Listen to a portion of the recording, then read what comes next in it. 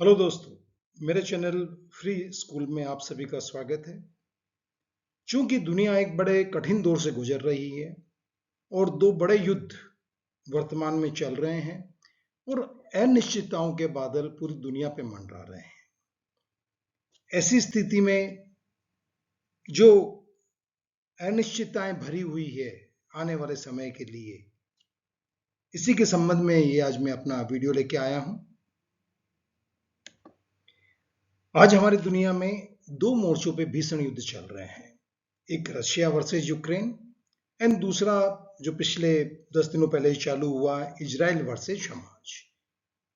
दोस्तों, ये केवल दो देशों के युद्ध नहीं है, इसमें बहुत सारे देश इन्वॉल्व हैं। जब बहुत सारे देश इन्वॉल्व हो जाते हैं तो स्थितियां बड़ी कठिन हो जाती है और वही स्थिति आज हमारी दुनिया में बनी हुई है। रशिया और यूक्रेन में देखें तो यूक्रेन के साथ पूरा यूरोपियन यूनियन है और नाटो की कंट्रीज है और यूएसए स्पेशली। और अगर अपन इजराइल और हमास का युद्ध देखें तो इजराइल के साथ पूरा नाटो है, यूरोप है, जबकि हमास के साथ में मिडिल ईस्ट और जो मिडिल ईस्ट के कंट्रीज हैं, अरब कंट्रीज हैं, वो उसके साथ में है। ऐसे में बड़ी जटिलताएं बढ़ती जा रही है। इससे पहले कि हम इन पे चर्चा करें, पहले तो ये युद्ध होते क्यों हैं, इनके कुछ मूल कारण होते हैं। अपन उसकी तह पे जाने का प्रयास करेंगे, फिर आगे हम इनका विवेचन करेंगे। युद्ध युद्ध के कुछ मूल कारण होते हैं और दुनिया में सदियों से युद्ध, जब से सभ्यता का विकास हुआ है तब से मानव युद्ध में उलझा हुआ है।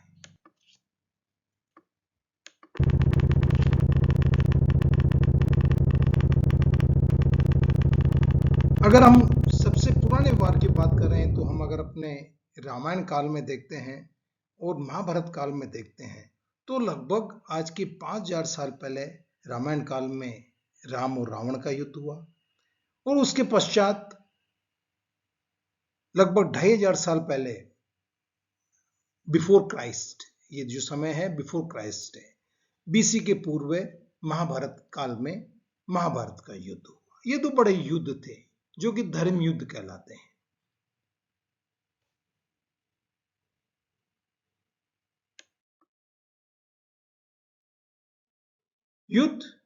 युद्ध होने के कारण कुछ मूल कारण होते हैं, जैसा कि विद्वानों ने बताया है कि कुछ मूल कारण होते हैं। मेजर रीजंस अगर वार के अपन समराइज करें तो अपन कह सकते हैं एक मुख्य कारण है धर्म।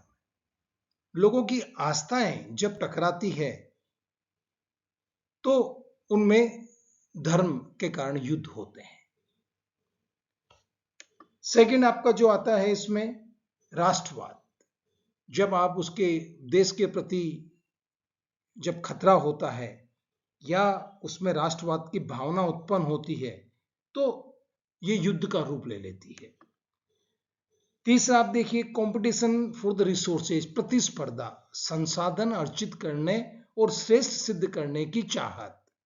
ये एक सभी में प्राकृतिक तौर पे होती है, मनुष्य में भी होती है, समाज में भी होती है, देश में भी होती है।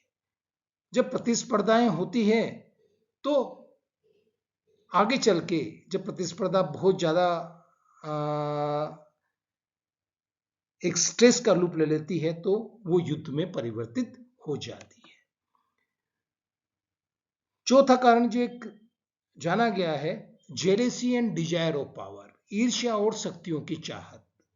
ये भी एक बड़ा युद्ध का कारण बन जाता है। जब किसी से आप ईर्ष्या करते हैं या आप में शक्तियों की चाहत उत्पन्न हो जाती है तो आप अपने पड़ोसी राज्य को आप जीतना चाहते हैं, अपने शक्तियां अर्जित करना चाहते हैं। अगर हम 20वीं सदी से यूं देखो तो प्राचीन काल में बहुत युद्ध होते रहे हैं, लेकिन अगर हम मॉडर्न इंडिया में देखें, बहुत अभी पीछे नहीं जाके 20वीं सदी से देखें, जो पिछली सदी थी, जो जस्ट अभी खत्म हुई है, तो 20वीं सदी से देखें तो बहुत सारे युद्ध हुए हैं 20वीं सदी में। आप पहला देखिए फर्स्ट वर्ल्ड वार, जो 20वीं सदी का जो आरंभ था, वो 1914 से 1918 ये प्रथम विश्व युद्ध हुआ। ये यूरोप से शुरू हुआ। एक तरफ जर्मनी, ऑस्ट्रिया, हंगरी, टर्की ये कंट्री थी और दूसरी तरफ अलाइज कंट्रीज थी जिसमें यूएसए, यूएसएसआर, ब्रिटेन। ब्रिटेन एक रूप से मुख्य था जो लीड भी करता था उसमें। फ्रांस, इटली, जापान, रशिया और यूएसए इस समय साथ में थे। तो ये युद्ध हुआ, फर्स्ट वर्ल्ड वॉर यहाँ पे हुआ। इसमें अलाइज कंट्रीज को जीत मिली थी। उसके बाद में आपका देखिए रशियन सिविल वॉर। उसके बाद में जैसे ही वर्ल्ड वॉर खत्म होने लगा था, रशियन सिविल वॉर शुरू हो गया। ये भूरे और सफेद के मध्य युद्ध कहा जाता है। और जो बोल्शेविक थे उनको वहां पे, जो कि भूरों का राज्य था, तो वहां पे अपोजिशन हुआ और वो रशिया में सिविल वॉर चालू हो गया। लगभग ये 1917 से 1922 के तक चला और इसमें जो बाकी ताकतें थी अल्टीमेटली उनकी विजय हुई, बोल्शेविक की हार हुई इसमें। उसके बाद में आपका अफगान वार चला 1919 में, जब ब्रिटिश इंडिया और ये अरब अफगानिस्तान के बीच में चला। यहाँ अनरेस्ट चला और ये बहुत लंबे समय तक एक खुखार वार चला। उसके बाद में आपका आता है आयरिश वार ऑफ इंडिपेंडेंस। ये लगभग 3 वर्षों तक चला और ये आयरलैंड ने की स्वतंत्रता के लिए चला। उसके पश्चात आपका चला आयरिश सिविल वार। ये जब इंडिपेंडेंस वार चला तो उसके पश्चात ये सिविल वार में कन्वर्ट हो गया और 1923 तक ये सिविल वार के रूप में चला। तो लगभग ये 4 वर्ष तक ये आयरिश में युद्ध चला। उसके बाद में स्पेनिश सिविल वार। स्पेन में जो डेमोक्रेटिक गवर्नमेंट थी उसके अगेंस्ट में जो एक रूढ़िवादी जो वहां के लीडर्स थे उनके बीच में ये युद्ध चला और लगभग ये 3 वर्ष चला। उसके बाद में अरब रिवोल्ट इन फिलिस्तीन। ये देखिए आज जो फिलिस्तीन का जो आज मसला देख रहे हैं, ये अरब रिवोल्ट, ये फिलिस्तीन, ये अरब ने और इजराइलों के बीच में 1936 से लेके 1939 के बीच में ये युद्ध हुआ था। और आज भी ये कहीं ना कहीं वो बैकग्राउंड में ये युद्ध रहता है जब भी इनके बीच में, इजराइल और अरब के बीच में युद्ध होता है। सेकेंड वर्ल्ड वॉर, उसके बाद में 1939 में सेकेंड वर्ल्ड वॉर चालू हुआ जो कि लगभग 6 वर्ष चला। 6 वर्ष में एक तरफ आपके इटली थी, जर्मनी, नाजी हिटलर इसमें था, मुसोलिनी था और जापान। ये 3 मुख्य कंट्रीज थे और ये एक्सिस पावर थी। और अलाइज में यूएसएसआर, ब्रिटेन उस समय लीड कर रहा था, यूएसए, फ्रांस। सो ये बाकी की जो रेस्ट ऑफ कंट्रीज थी यूरोपियन, ये सब अलाइज कंट्रीज में आती थी। तो लगभग ये 6 वर्ष चला और बहुत ही खतरनाक वार चला। अंत में इसका जब हिरोशिमा और नागासाकी में जब अमेरिका ने परमाणु बम गिराए तब जाके ये समाप्त हुआ। ब्रुनेई रिवोल्ट 1962 टू 63, ये ब्रुनेई में रिवोल्ट हुआ और लगभग ये 2 साल तक युद्ध चला। Jewish insurgency in the mandatory फिलिस्तीन। देखिए ये फिर आपका फिलिस्तीन और इजराइल का वार चला 1944 से 1948 के बीच में। उसके बाद में देखिए तो इजराइल फिलिस्तीनी कॉन्फ्लिक्ट 1948 में फिर चलता रहा ये, और ये युद्ध आपके 1948 में फिलिस्तीनियों के बीच में और इजराइल के बीच में हुआ। कोरियन वार, नॉर्थ कोरिया और साउथ कोरिया के बीच में 1950 से 1953 के बीच में वार चला। अल्टीमेटली इनमें ट्रीटी हुई और जो इनका सीमा का एक डिस्प्यूट था उसमें समझौता हुआ, तब जाके ये वार खत्म हुआ। केनिया इमरजेंसी, केनिया में ब्रिटिश रूल था 1952 और 1960 के बीच में, यहाँ पे बहुत युद्ध चला और उन्होंने अपनी आज़ादी के लिए युद्ध लड़ा। इसको केनिया वार या केनिया इमरजेंसी कहते हैं। उसके पश्चात आप देखिए वियतनाम वार। वियतनाम वार चला 1955 से लेके 1975 तक। ये चला आपका अमेरिका, जो कि वहां की गवर्नमेंट थी उसके सपोर्ट में अमेरिका गई, और जो विद्रोही थे जिनको कि रशिया का सपोर्ट था। इट मींस अगर ये देखें तो 1955 से 1975 के बीच में वार चला, ये विचारधाराओं का वार था, साम्यवाद और समाजवाद। साम्यवाद का समर्थित रहा है यूएसएसआर जो रशिया था उस समय, या यूएसएसआर कह लीजिए उसको, और समाजवाद का जो समर्थक था वियतनाम। आखिर वियतनाम में अमेरिका को एक तरह से पराजित होना पड़ा। सुएज क्राइसिस ये इजिप्ट और यूरोप के बीच में चला या इजराइल के बीच में चला। ये जब 1956 में जब इजिप्ट ने जो सुएज कैनाल है उस पर कब्जा कर लिया था, जो मेंटेन की जाती थी आपके ब्रिटिशर्स और फ्रेंच इंजीनियर्स के द्वारा, उनकी कंपनियों के द्वारा, उसको कब्जा कर लिया। उसको मुक्त करवाने के लिए इजराइल के साथ में युद्ध हुआ, और इजराइल के साथ में ये जो सारी कंट्री थी, यूरोप भी साथ में था, अमेरिका भी साथ में था। उसके बाद में देखिए एक बड़ा वार हुआ, इंडिया चाइना वार। चूंकि बॉर्डर डिस्प्यूट था, 1962 में इंडिया और चाइना के बीच में वार हुआ, और उसमें अक्सई चीन चाइना ने हथिया लिया। उसके बाद में 1971 में इंडिया पाकिस्तान वार हुआ। उसके बाद में गल्फ वार आपका हुआ, इराक ईरान वार 1980 से लेके 1988। यह भी परोक्ष रूप से यूएसएसआर और यूएसए के बीच में वार था। इराक को जो सपोर्ट था उस समय वो यूएसएसआर का था, और जो ईरान के बेक में था वो यूएसए था। ये लगभग 8 साल चला, बाद में कुछ राजनीतिक समझौते हुए, तब जाके युद्ध खत्म हुआ। फॉकलैंड वॉर ये 1982 में वार चला ब्रिटिशर्स और अर्जेंटीना के बीच में। एक टापू है फॉकलैंड अर्जेंटीना के पास, जहां ब्रिटिशर्स का कब्जा है। जब अर्जेंटीना ने इसको चैलेंज किया तो अर्जेंटीना और ब्रिटिशर्स के बीच में या यूके के बीच में ये वोट चली। गल्फ वार 1991 में जब इराक ने कुवैत पे एक्सेशन कर लिया, तो कुवैत में यूएसए ने अपनी सेनाएं भेजी, और इराक और यूएसए के बीच में ये युद्ध हुआ, जिसे गल्फ वार या कुवैत वार कहा जाता है।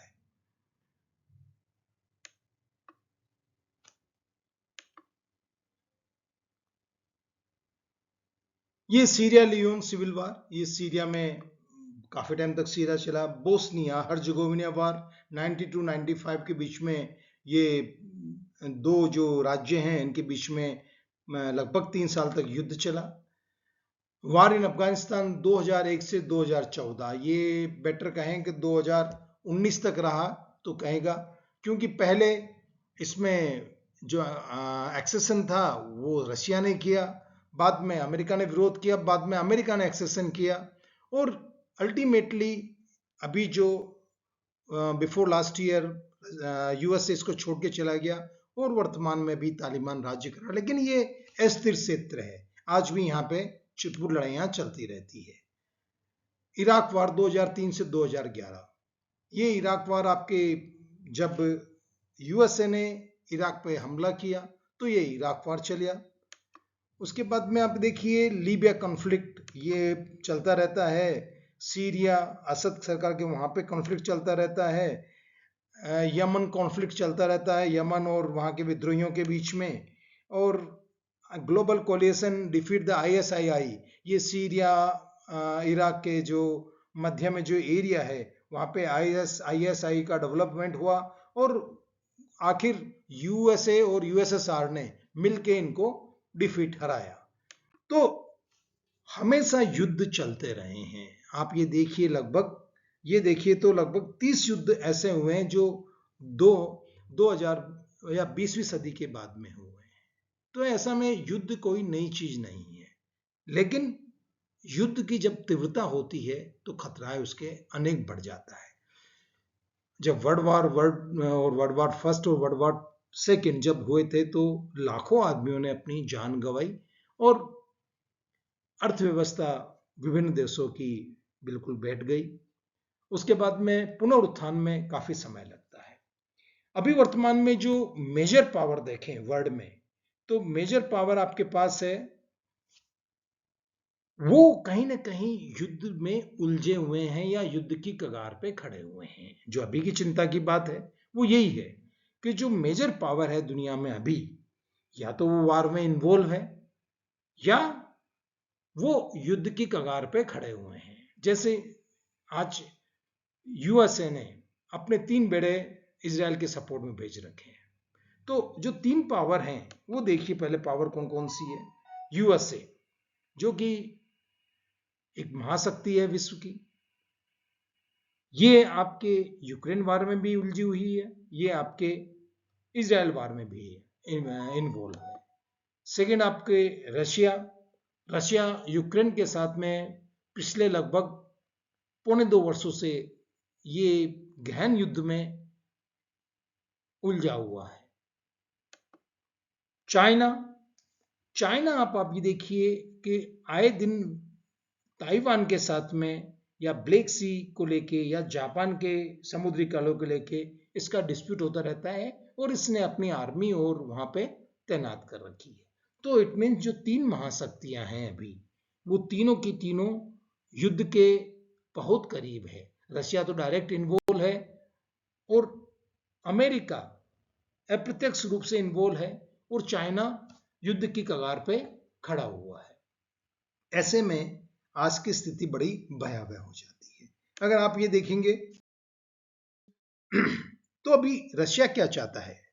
रशिया ये चाहता है कि यूरोप में उसकी एंट्री हो। रशिया और यूक्रेन के बीच में जो वार चल रहा है वो 24 फरवरी 2022 से चल रहा है। इट मीन्स लगभग 575 दिन।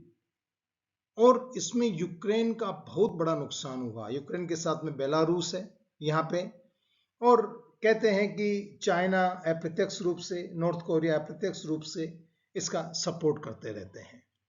और रशिया की एक ख्वाहिश है कि यूक्रेन नाटो में नहीं जाए और उसका दबदबा इस क्षेत्र में बना रहे।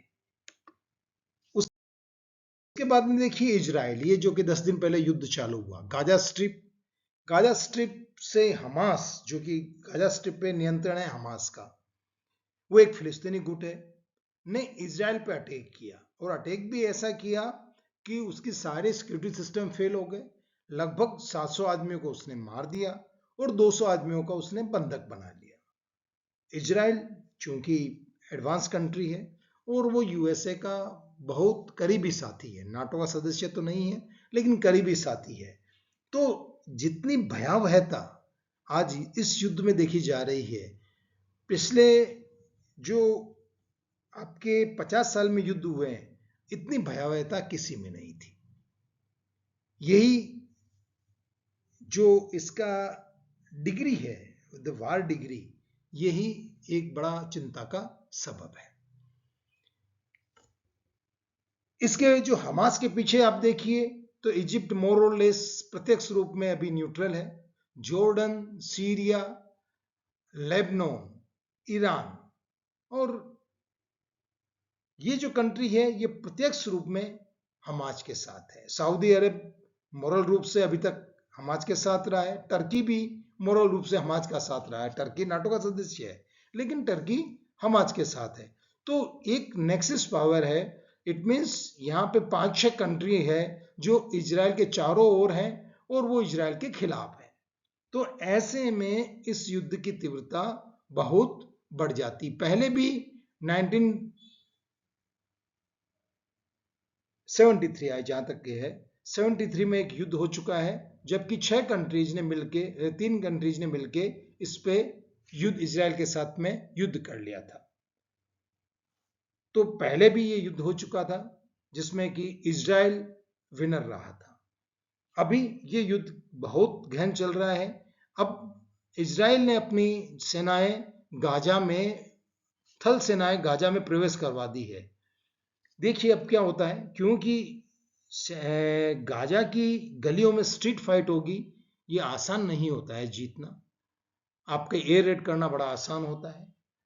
नेक्स्ट आपका देखिए तो चाइना, चाइना ताइवान को घेर के खड़ा हुआ है।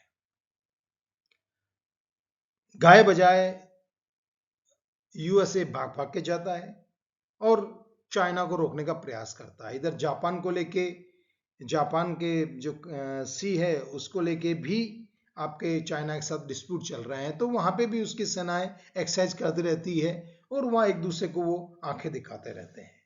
तो ये युद्ध के कगार, एक क्षेत्र भी एक ऐसा है जो युद्ध के कगार पे खड़ा है। युद्ध के साथ हमेशा स्वार्थ जुड़े रहते हैं, सबकी ख्वाहिशें होती हैं, सबके स्वार्थ होते हैं, सबके उद्देश्य होते हैं। अगर आप ये देखिए आप कि जो कंट्रीज ग्रुप है, रिलीजन्स है, who want to prove themselves, अभी जो है वो जो अपने अपने आप को प्रूव करना चाह रहे हैं, तो ये दो मसलों पे युद्ध हो रहे हैं। अगर आप यूं देखिए तो यूएसए आपका युद्ध में इन्वॉल्व है, आपका नाटो और यूरोपियन यूनियन ये आपका मोरलेस आज आपके यूक्रेन और इजराइल युद्ध में इन्वॉल्व है। रशिया ये यूक्रेन में डायरेक्ट इन्वॉल्व है। चाइना ये प्रत्यक्ष इन्वॉल्व नहीं है, लेकिन ये पावरफुल कंट्री है जो कि अपना स्ट्रेंथ दिखा के अपनी विस्तारवादी नीतियों पे हमेशा चलना चाहता है। तो वर्तमान में ये कंट्रीज हैं जो कि अपने आप को आगे बढ़ाना चाहते हैं। अरब, ये एक अरब एक ऐसा दुनिया का क्षेत्र है जो कि अपनी शक्ति को कहीं ना कहीं प्रदर्शित करना चाहता है और किसी न किसी रूप में प्रदर्शित करता रहता है। किसी जमाने में जब खलीफा हुआ करते थे तब का ये इनको एक ख्वाब है कि ये दुनिया की एक पावर बने। तो इनकी एक ये अरब आज युद्ध में इन्वॉल्व है। चूंकि इजराइल में युद्ध हो रहा है, वो मिडिल ईस्ट है, वो अरब का पार्टी है, तो अरब युद्ध में इन्वॉल्व है। इंडिया आपकी युद्ध में कहीं इन्वॉल्व नहीं है, लेकिन चूंकि ये शक्ति है तो इसका स्वाभाविक है कि चिंता में पड़ना एक स्वाभाविक है, क्योंकि आप जब बाकी चीजें आपके नेक्सस हो रही है तो आप इससे अछूते नहीं रह सकते। तो ये सब कंट्रीज अपने आप को प्रूव करना चाहती है भी।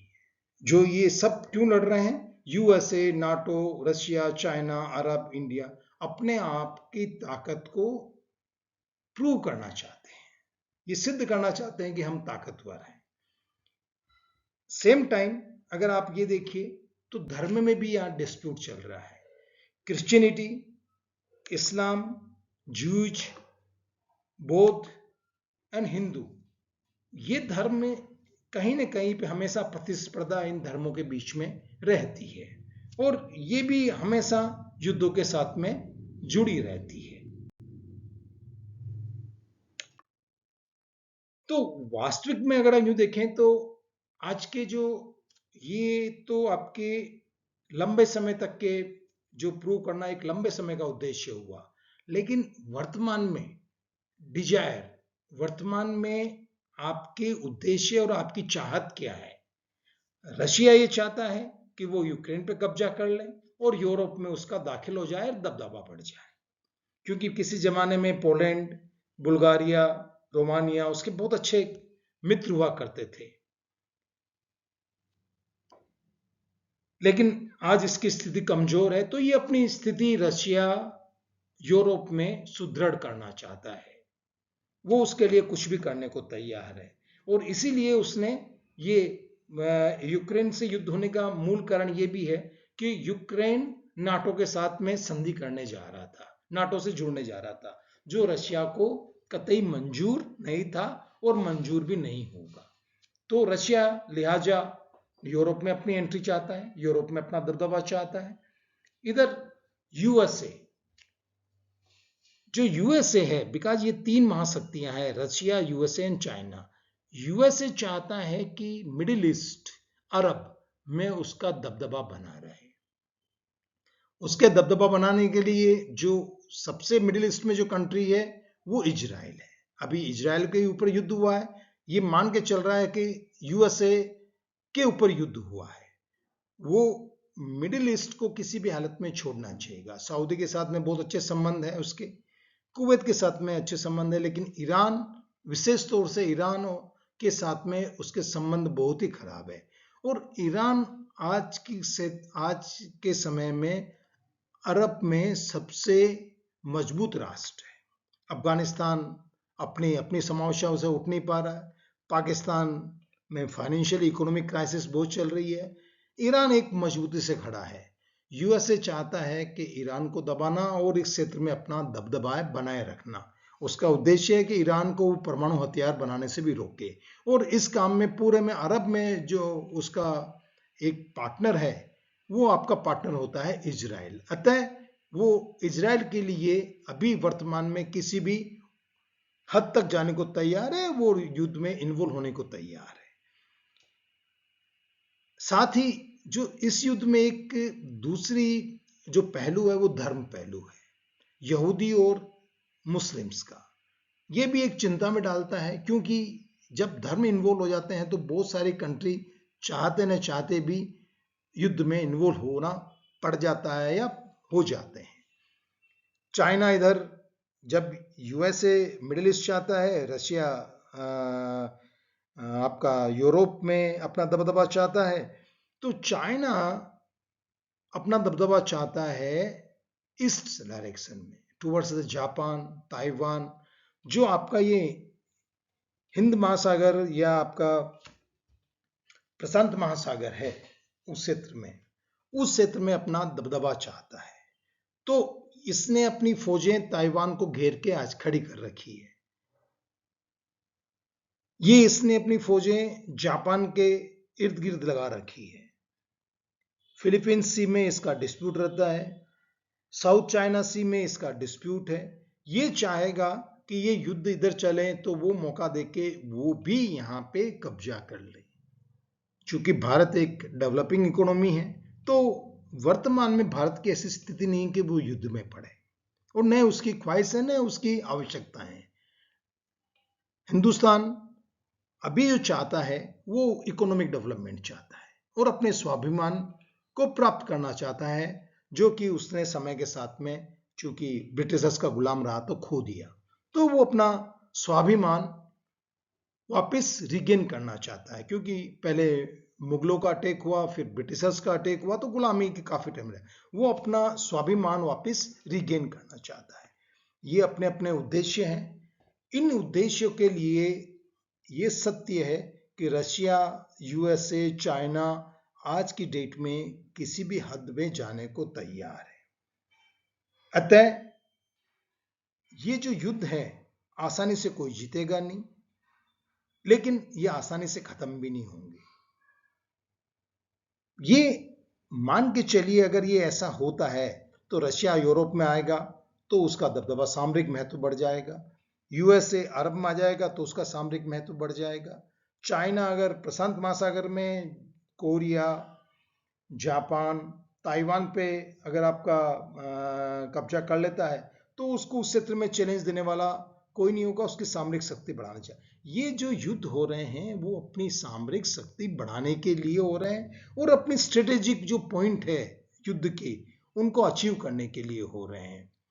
ये आने वाले समय में, निकट भविष्य में अभी कुछ नहीं दिख रहा जहां पे खत्म हो जाए। ये कुछ समय तक युद्ध चलेगा। देखिए, आशा है कि ये युद्ध सीमित रहेगा, क्योंकि वर्ल्ड वार की स्थिति में कोई भी नहीं है। ये लिमिटेड क्षेत्र में ही युद्ध रहेगा और आने वाले कुछ समय इसको समाप्त होने में लगेगा।